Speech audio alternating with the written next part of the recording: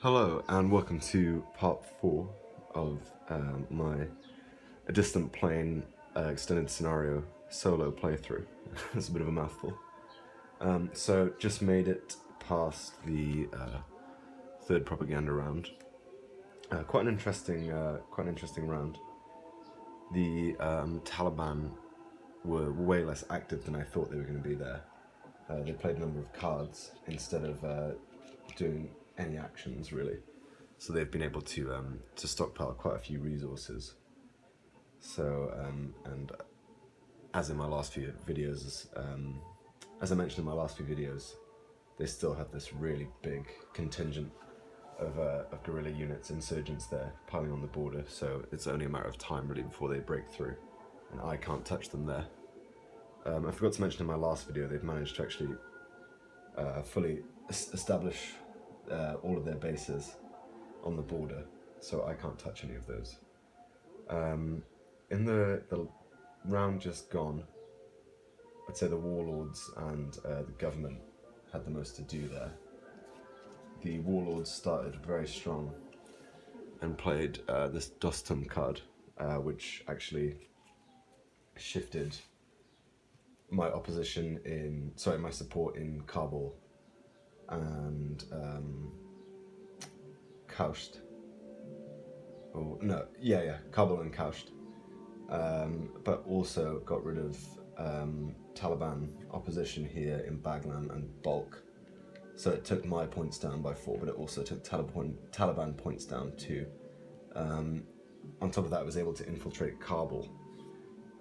Once again, there's been a big battle for Kabul, which actually resulted in me taking 2 casualties, which has really caused the government to take quite a large financial hit, because aid is now at 3, so they're going to not be getting much money in over the next couple of rounds. I focused most of my attention that round on clearing Kabul, and then some opportunities presented themselves because the Taliban weren't really moving. I thought it'd be a good chance to actually get up here, up north, and try and clear some of those regions. I managed to clear Paktika down here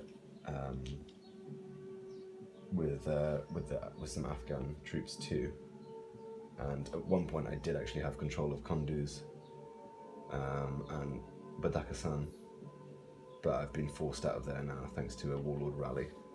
On literally the last card, the Afghan troops actually played. The Afghan government played Afghan Commandos, which is a really nice card. Basically let them move from Kabul all the way up here to Balkh, where they were able to clear 2 warlord bases there. So currently the warlords actually only have 2 bases out on the map of a possible 12. So their finances are not good at the moment either, which is nice. And they really only have pieces now up here in Kunduz on this line of communication, 1 piece in Kabul, and 1 piece down here in Kandahar. Due to me spreading out my forces, though, I haven't actually been able to do any civic action in the propaganda round, so I haven't managed to gain political support back in Kabul or Baglan, and I would have liked to have done it in Kaust here.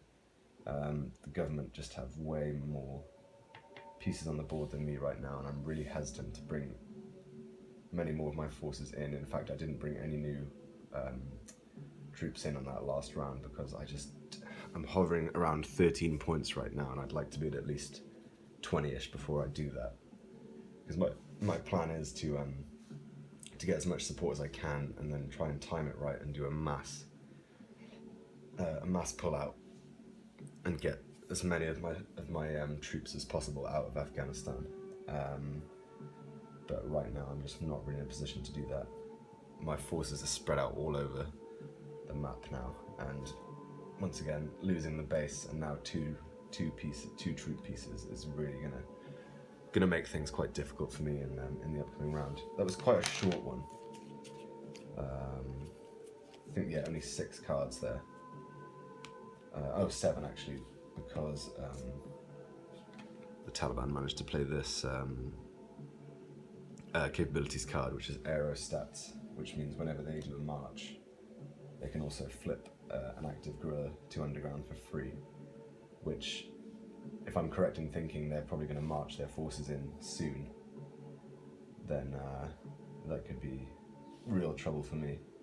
Though I would weirdly quite like them to start getting set up here and getting some bases down, because if I can set the Afghan troops up to do some assaults, that will bump the aid back up quite nicely.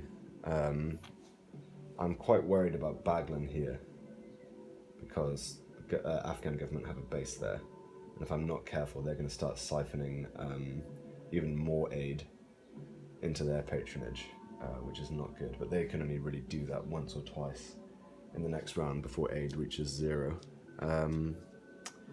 As it stands, score-wise, the government are probably closest to their victory. They're about 7 off being at a positive victory margin.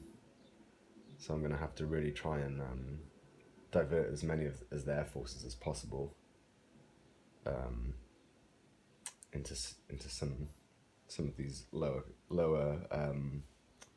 value areas down here, which is going to be tough, because if they're up before me, they're going to spend the majority of their resources. So I might actually maybe pull out of some of these areas, move some of my bases over to these areas here, because while I can still get support there, that's going to take their coin control down, but that will also bump the warlords' uncontrolled population up. But to be honest with you, actually thinking about it, they're in quite a decent position. They've got 10 points worth of uncontrolled space right now and 7 resources, so they're close to their objective in terms of uncontrolled population, but they're quite far off in reaching their resource goal for the end game. Taliban, like I said, they've been quite quiet this round. They've pulled up quite a lot of resources and have this big contingent on the border here, but they're only at 7 victory points at the moment. They've got 7 bases and opposition points. I've got 13 support unavailable, so not ideal really. But if I can quickly re-establish some support here in Kabul, the Afghan government aren't going to be able to touch it as long as I keep my base there. The Afghan government did govern for patronage here, so they took quite a few bribes, took advantage of the population up here in Baghlan. But they have rehoused some refugees here in Nuristan, so they've given themselves an extra point, but that's also given me an extra point because I've got the support in there. I need to get some police into Kaust and try and get some police, or maybe this troop, out of Kandahar, so I can attempt to govern for support down here. Not govern for support, rather do some civic acts down here so I can get some population support. The warlords took a major beating there. If you saw my last video, you know they had quite a big base here, a huge contingent here. Did have a base in Kabul and quite a big contingent up there in bulk as well. But I was able to, thanks to that find fix finish card I pulled in my last in the last round, I was able to actually get the government in position up here so they could take out some of the all of the warlord bases here, and also down here in Paktika as well, which is nice. I'm hoping, like I said, that they don't bankrupt themselves too early, so I can actually use some of their money to redistribute some of their troops over here, and maybe I'll put my remaining base in Baghlan there to prevent them from governing for patronage, because if they bankrupt the aid, if they use all the aid up, then they're going to be bankrupt, and it's going to make it really difficult for me to actually spend enough in the propaganda rounds to get support, because as it stands, even if I withdrew all my troops, I'd still only have 26 points. And again, this is 3 points I can't get back now, unless I think there is actually a card I can potentially play which would allow me to get those points back, so we'll see how that goes. I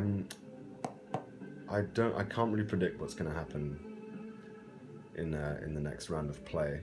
I'm hoping it'll be a bit longer, because again, that was quite a short one.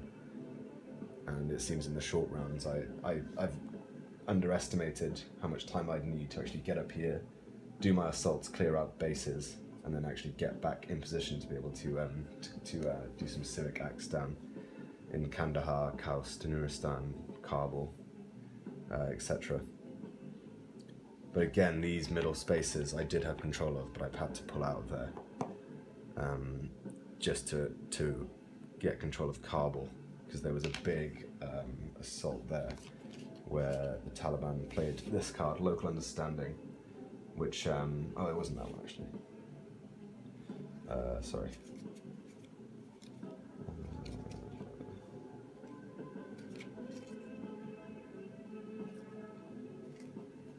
Never mind. They did play a card basically which let them do an assault with the warlords. Oh no, there was this one. In one space, Taliban free attack coin pieces. Activate and count warlord guerrillas as Taliban. So, whilst that did kind of, well, it did throw a wrench into the works, but it also meant that all of the guerrilla pieces in Kabul were exposed, so I was able to mass quite a big offensive in there and clear that out, getting rid of the warlord space as well. But because I only had one troop left in there at the propaganda round, I wasn't able to do any civ acts because I'm outnumbered by the Afghan government, and in the context of this game, it's just not within their priorities to actually gain support in any spaces where they can't then take advantage of that support and add patronage to their score. So, once again, quite a tricky situation. I'm way more spread out than I'd want to be, but at least the warlords have less of a hold up here in the north. They'll probably get it back, but it will take them at least another round, so they'll be busy up there. So hopefully, if the Taliban do start marching in, I can shift my focus to them quite rapidly. It won't be such a problem in Kaust and Nuristan here because I've got quite a large number of forces in there as it stands, but if they start breaking into Helmand, Kandahar, Paktika, even Zabul, Ghazni, or Uzgan, then it's going to take a lot of logistical maneuvering and potentially a lot of government resources to be able to sort that out. So I'm just about to get started. Let's see what's first up. First up is Suicide Bombers. Oh dear, it's a particularly nasty card, and I think the Taliban are most likely going to play it. So anytime they terror, they're actually going to remove a coalition piece, so I'm going to have to be really careful with where I deploy my troops, because I can't really afford to lose any more. And then we got Power Shuffle after that. So, scores currently, government are at 29 coin control and patronage with 21 resources. I'm at 13 support and available. Taliban are at 7 opposition and bases. Warlords have got 8 resources and 10 points worth of uncontrolled population. Taliban have got 11 resources. So, yeah, I'll get into this now. Once again, if you haven't seen the previous parts of this video, I'm just basically playing through the cards until I hit propaganda round. I'm doing the propaganda round and I'm updating you on kind of what happened in the last round, some highlights, what my thoughts are on how to proceed from here. Once again, I am, you don't play a game unless you want to win, I guess, but I would actually love to be able to claim a victory in this situation because it is the extended scenario, but we'll see how that goes. So yeah, thank you for watching. I hope you're enjoying, hope you're following along, and I will see you in the next one.